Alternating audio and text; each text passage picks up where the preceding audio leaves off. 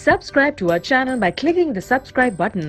Click the bell button and enjoy the latest uploads from our channel. Question number 3.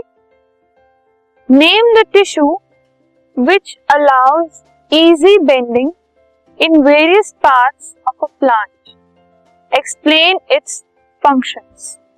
उस tissue का नाम बताना है जो कि प्लांट के बहुत अलग अलग पार्ट को बेंड होने में ईज देता है, बेंड होने में जिससे इजीली वो बेंड हो जाते हैं प्लांट के कुछ पार्ट. वो टिश्यू कौन सा है which is responsible for this easy bending और उसके फंक्शंस क्या है. सो द कॉलेनकाइमा टिश्यू, जो कॉलेनकाइमा टिश्यू होता है, it allows easy bending in various parts of a plant. Plant के बहुत सारे पार्ट्स में इजीली बेंड होने के लिए कॉलेनकाइमा इज रिस्पॉन्सिबल.